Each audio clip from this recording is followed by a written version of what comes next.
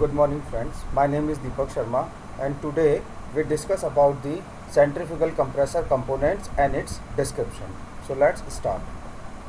First we discuss about its introduction. Centrifugal compressor and fans are turbo machines employing centrifugal effects to increase the pressure of fluid. It is a device which is used to convert mechanical energy into pressure energy. That means it is a device by which we can convert mechanical energy into pressure energy and kinetic energy, and for this it uses the centrifugal force of action. The energy is transferred to the continuously flowing fluid by an impeller which is surrounded by a stationary member known as housing. The outlet diameter of the impeller is taken larger than its inlet diameter to increase the angular momentum of the flowing fluid. That means by increasing the area, we can increase the angular momentum of the flowing fluid. Now we discuss about the advantage and disadvantage of centrifugal compressor. Advantage are following: it is smaller in length, and it can be used wide range of mass flow rate of gas. It can work in contaminated atmosphere. No losses due to buildup of deposit on the surface of air channel. It uses in jet aircraft engines, and disadvantage are larger frontal area and lower maximum efficiency. This slide shows the figure of the centrifugal components of various components of centrifugal compressor. Following are the important part of centrifugal compressor. First, driving shaft, impeller disc hub, impeller blade, diffuser blade or diffuses, collection chamber or volute, casing, inducer section, radial blade impeller, shroud, impeller eye, accelerating nozzle, IGV, that means inlet guide vanes, hub radius RH, mean radius RM, tip radius, impeller inlet radius or I tip, that shown by RT or R1, impeller exit radius, that is shown by I root R2, diffuser exit radius, that is R3, or outlet from the volume casing. All these components are showing in the diagram as shown in the previous slide. A compressor is divided into following main sections. The inlet casing with converging nozzle. Its function is to accelerate the fluid to the impeller inlet. Outlet of inlet casing is called eye. Second is impeller. Impeller is the rotating part of centrifugal compressor which imparts a high velocity to the fluid.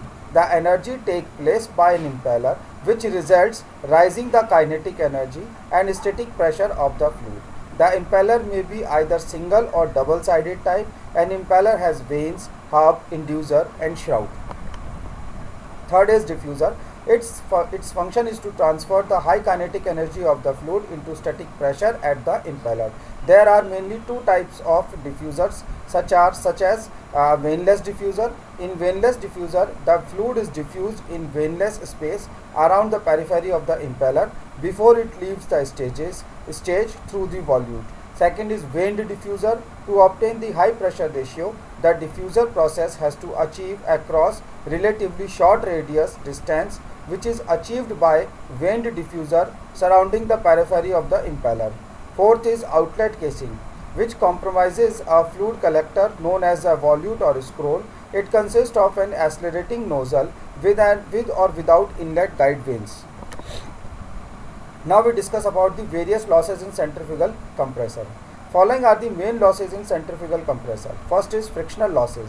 A major portion of the losses is due to the fluid friction in rotating or stationary blade passages.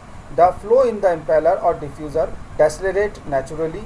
Thus, the friction losses are due to skin friction and boundary layer separation. The friction losses depend upon friction factor, passage, length and square of fluid velocity. Second is incidence loss. During the off-design condition, the flow enters the inducer at an incidence angle. The incidence angle may be either positive or negative.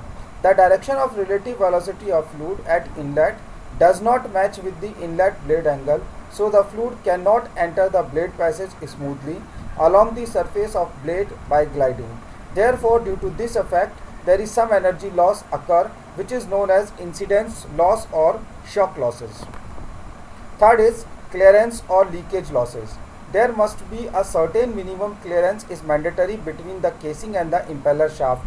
and between the outer periphery of the impeller and the casing.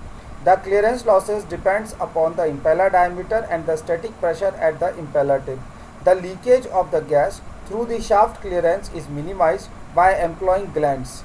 The leakage of gas is minimum for small shaft diameters. The leakage through the clearance for the impeller exit is recirculated, or additional work is done on a portion of the impeller flow which does not reach the stage exit. The loss is governed by clearance pressure at the impeller end and the diameter ratio. Thank you.